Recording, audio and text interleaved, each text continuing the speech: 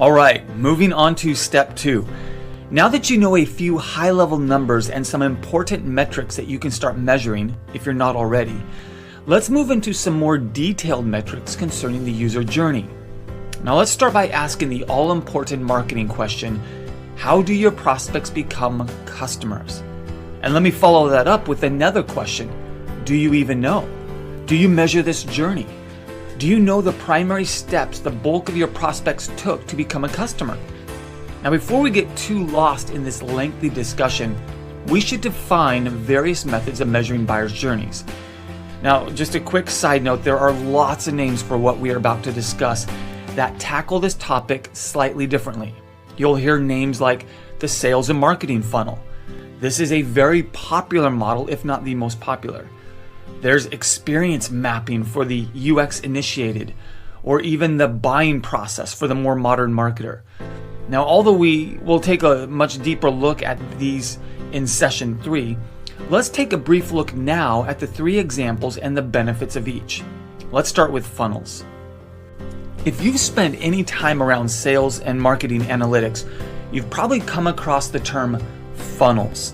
What are funnels? Well, by definition, a sales or marketing funnel is simply a tool for visualizing where your prospects are in the process of making a buying decision. A sales funnel, as you can see, is wide at the top because prospects with all levels of engagement enter, and eventually the most engaged ones are channeled to the bottom of the funnel to be turned into sales and repeat customers. The question is, why is this set of steps to conversion called a funnel? Well, because at the beginning of the process, there are obviously lots of people who take the first step. Then, as the people continue along and take the next steps in the journey, some of them drop out and the size of the crowd thins or narrows. And even further along in the process, your sales team gets involved to help close the deal. Sometimes, though, it's easier to visualize the funnel stages by looking at an actual sales funnel chart. For this purpose, we can agree that you undoubtedly want visitors on your website to take certain actions. Maybe you want them to make a purchase, sign up, or fill out a form. When someone does something you want them to do, it's known as a conversion. In other words, the visitor converts from browsing to taking the action you want them to take.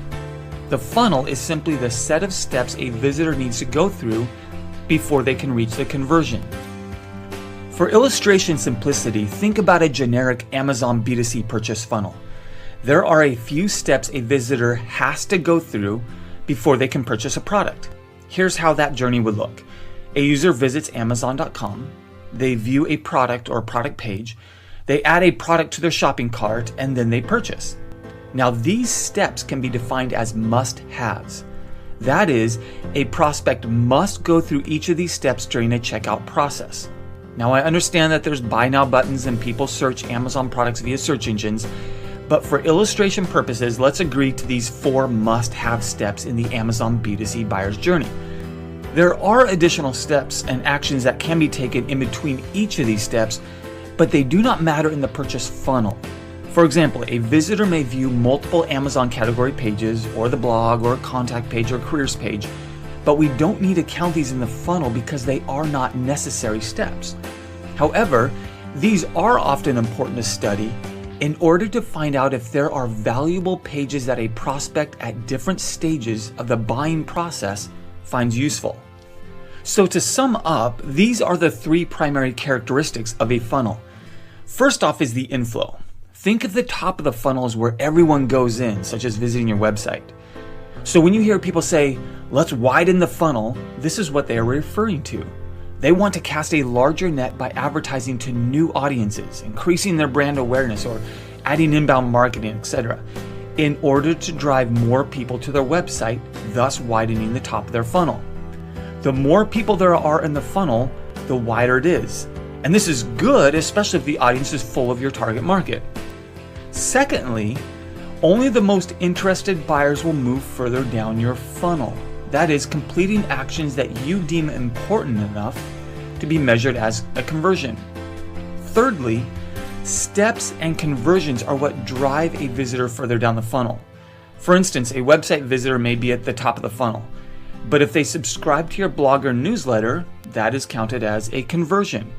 If they download a white paper or case study, that may be another conversion. Ultimately, requesting a demo or free trial or even purchasing a product is the final or macro conversion, or really the goal. Now, it's important to note, you aren't limited to using your funnel strictly for signing up and or purchasing, as if that is the only goal you have. You can put funnels all over your website to simply see how visitors move through a specific website flow. For instance, you may want to track a newsletter sign-up, so the funnel would look like the one on the left. A visitor views the newsletter sign-up form, they submit the form, and then they confirm the email, right? That's the macro goal, is confirming an email. Or how about a simple page conversion? The funnel would look like the one on the right. A visitor comes from a certain channel, so there's the channel source, they view a sign-up page, and then they submit the sign-up form. That's the macro goal, is submitting the sign-up form. The point is this: figure out what your macro and micro goals are and what you want visitors to do on your website, and then you can create a funnel for it. Once you start to outline the steps and gather the data, then you'll be able to see where roadblocks are and how to start to optimize your funnel. Let's quickly dig a little deeper into this idea. Here's an example of 2 more funnels that occur every day with consumers. Let's look at the funnel process for a retail store and then see the corresponding steps in an e-commerce store. So for instance, the retail store, the customer walks into the store, step 1. The customer looks at products, they grab the items and put them into her cart. The customer walks to the checkout and the customer completes the purchase with the store clerk. Now for the e-commerce funnel, you'll notice that it's very, very similar. The customer visits the e-commerce website, the customer views a product page or pages, the customer adds the item to her cart, the customer enters the checkout process, and then finishes the checkout process and clicks purchase. Now, the e-commerce store has the fortune of actually being able to see a funnel. That is, we can attach data points to every one of those steps, and we can measure this user's journey from the start of the funnel all the way down to the macro goal. And so with a funnel report, you can see where you are starting to lose customers. That is where customers are starting to drop off. As you can see, the benefit of funnels on digital channels is that you can use software tools to keep accurate numbers while tracking customers through the funnel. Let's look at a funnel for a SaaS product that may hit a little closer to home for many of you. In this example, a user visits a website, they sign up for a free trial, the user trials the product and then upgrades to paying subscriber. You can see that we can start to add exact numbers to each step of the funnel because this is a digital channel. Now, obviously, you got to ask the question, do people have to trial a SaaS product before paying? Generally, no, but it's a good idea to track it so you can see if it's a roadblock for them. This is how that funnel would look with both numbers and conversion rates. Do you see, by looking at this funnel, any obvious opportunities? Possibly such as between used product and build. In this example, the business manages to get 150 people to use a product, but only 11 people convert to build. That's less than 0.4% of all visitors. Now, I understand there are opportunities for improvement at every step of the funnel, but it's important to first work on the areas that need the most attention. The more people they can convert to build, the more revenue they'll have. This should be the first area of the funnel to optimize. Again, we'll look at this more in session 3, but I want you to start to see the whole picture before we dive in too deep. All right, up next, we'll dive into the experience mapping, which those of you familiar with UX and design may have had some experience with. So we have just looked at the common sales and marketing funnel. Now let's take a look at experience mapping, or the customer journey map, which adds another layer to a typical funnel to make it personal and real, hence the experience part of it. You see, a customer journey map or an experience map is an illustration that shows all the different steps that your customers go through as they do business with you over time. In addition to showing just what they do, as in a typical funnel model, as we just saw, it also shows customers' thoughts, their feelings and emotions.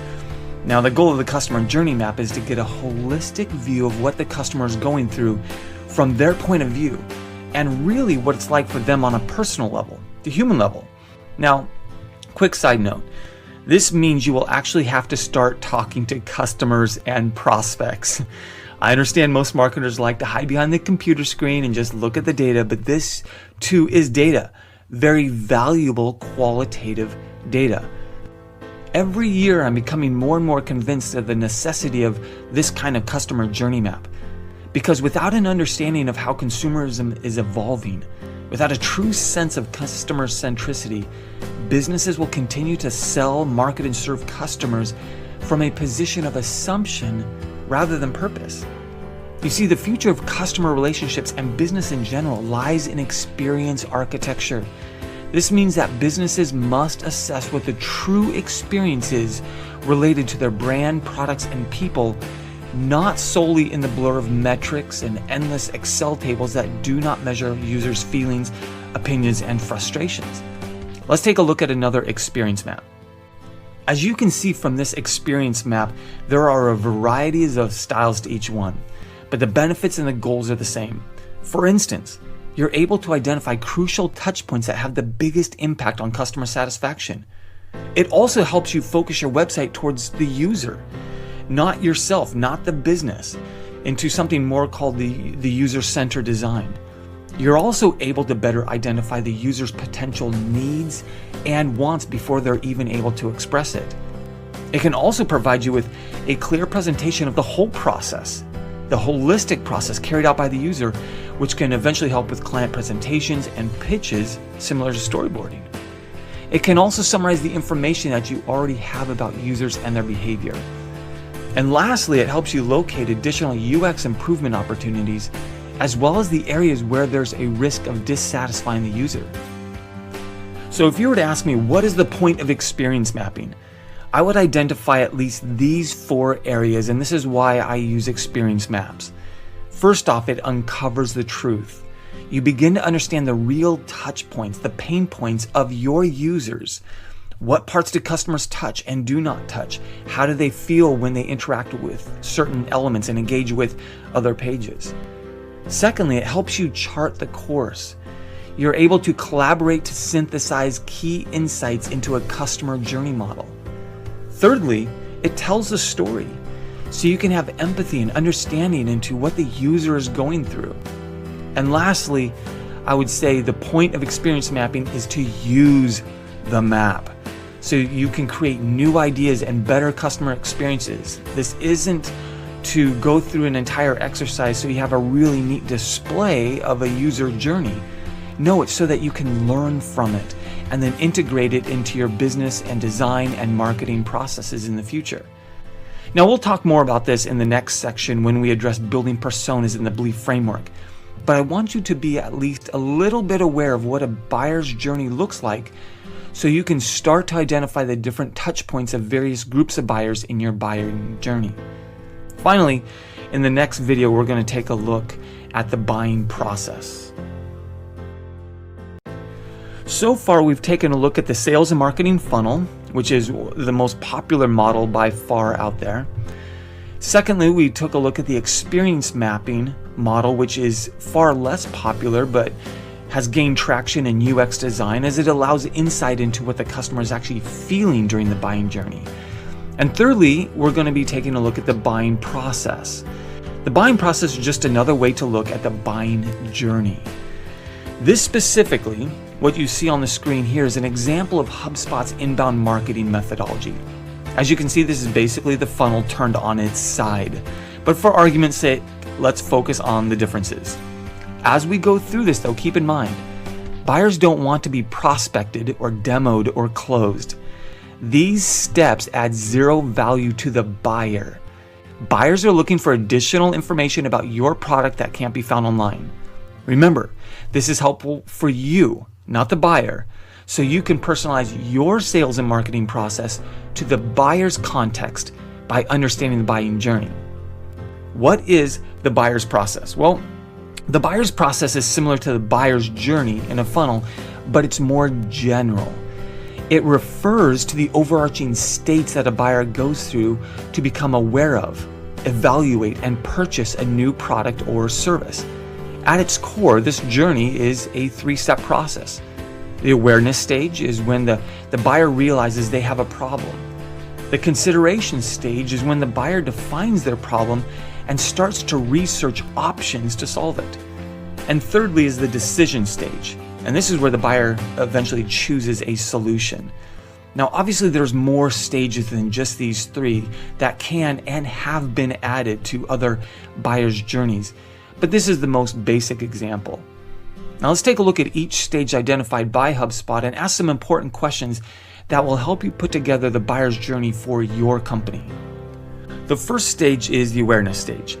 And during the awareness stage, buyers identify their challenge or an opportunity they want to pursue. They also decide whether or not the goal or challenge should be a priority. In order to fully understand the awareness stage for your buyer, you got to ask yourself a few questions. First off, how do buyers describe their goals or challenges? That is, what do they hope to achieve and what is keeping them from achieving these goals? Secondly, how do buyers educate themselves on these goals or challenges? Where do they go? And what do they consider valuable? And then you should be able to prioritize that list. Thirdly, what are the consequences of inaction by the buyer? More than just not making their numbers, what about frustration, embarrassment, confusion? Maybe their job depends upon it. You got to be able to identify that. Fourthly, are there common misconceptions buyers have about addressing their specific goal or challenge? It's like the old adage, you don't know what you don't know. As an example, I work with an organization who informed me that if their prospects don't use their service or a service similar to theirs, then that prospect would be breaking the law in their industry. Now, obviously, a lot of them don't know it. And so this organization that I work with spends a great amount of time in their marketing messages and content material, educating and informing their prospects of the legality of using a service like theirs. This is where you have an opportunity as well to educate people during the awareness stage. And fifthly, how do buyers decide whether the goal or challenge should be prioritized? That is, what are the pressures that makes them decide one goal or challenge over the other? You can see how knowing these questions will start to direct you into creating the right content. The second stage of the buying journey is the consideration stage. And during this stage, buyers have clearly defined the goal or challenge that they personally have, and now they're committed to addressing it. They evaluate the different approaches or methods available to pursue the goal and solve their challenge. So you got to ask yourself at least these 4 questions. First off, what categories of solutions do buyers investigate? Have you or can you categorize the different solutions? Secondly, how do buyers educate themselves on the various categories? Is it obvious to them that there are different categories, or do they lump every option in your industry together? Thirdly, how do buyers perceive the pros and cons of each category? How important are the pros and cons? Can they be prioritized as well? And fourthly, how do buyers decide which category is right for them? Are there lists of features and benefits that a buyer can relate to? These are important questions to ask and understand because these are the actions that common buyers take when they are starting to consider solving their challenge or pursuing their goal. The final stage of the buying process is the decision stage. This is the stage where buyers have already decided on a solution category. As an example, let's use one of our favorite topics, filing taxes. In category 1, you can do it on your own from files you have printed off from online. I probably wouldn't suggest this route, but this is a category nonetheless. Secondly, you could use an online service or a software like QuickBooks or TurboTax. Thirdly, you could use an accountant, right? These are different solution categories. Well, at the decision stage, a user has already generally decided on a solution category that is right for them. And so now they begin to look at competition within that specific category. So here's 5 questions you should ask yourself to define the decision stage. First off, what criteria do buyers use to evaluate the available offerings within that solution category? Is it price? Is it quality? Is it availability, support? You got to be able to understand and prioritize the top criteria and then own it. Secondly, When buyers investigate your company's offerings, what do they like about it compared to alternatives and the competitors? What concerns do they have with your specific offering? You should be able to develop a pros and cons, a likes and dislikes list. And then you should enhance and promote the likes while being honest and fixing the dislikes. Thirdly, who needs to be involved in the decision-making process? Who are the stakeholders? Have you identified these people? For each person involved, how does their perspective on the decision differ? Now, we're going to look at this later when we develop personas and start to tailor content for each of the stakeholders. But it is still important for you to be able to identify who these stakeholders are. Fourthly, do buyers have expectations around trying the offering before they purchase it, such as a 14-day free trial or freemium content or a live demo? What does your market need, and what can you support or do you need to support? Fifthly, outside of purchasing, do buyers need to make additional preparations such as implementation plans or training strategies?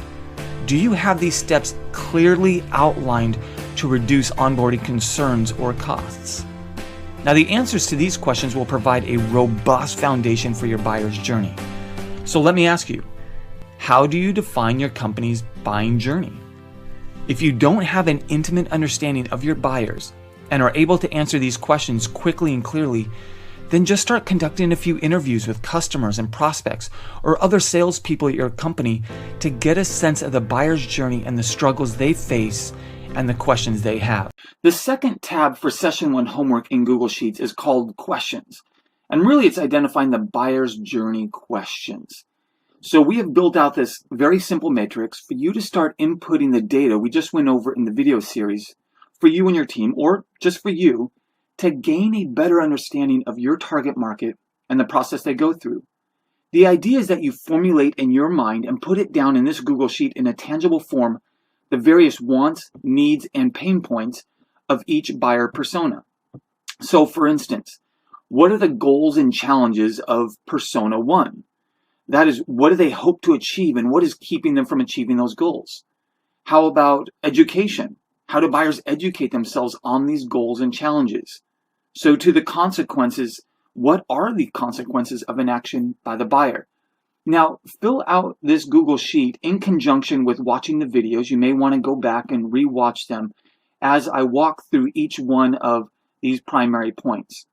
Again, the goal is just for you to formulate in your own mind and put it down in this Google Sheet the various wants, needs, and pain points of each buyer based upon each one of these topics in the awareness stage, the consideration stage, and of course down in the decision stage. Now I have put in here 3 personas to start off with. You can obviously replace this with whatever persona you have. You don't have to fill out all 3 personas. Start with one, make it very simple, high level, and over time you can improve this chart. But the idea is you have one place that you can constantly go, and so that you and your team can say, what are the goals and challenges for persona 1? Well, we have already defined them. And again, over time, this is going to evolve, it's going to improve, it's going to grow. But there needs to be a central location where you always go and you come back to and you work on and you think through and you wrestle with, not just with yourself, but with your team as well, each one of these factors. And again, don't be limited to just these 5 factors for the awareness stage. You can add to this, you can take some away. Find out what is meaningful to you and your target market, and then build out your own buyer's journey questions.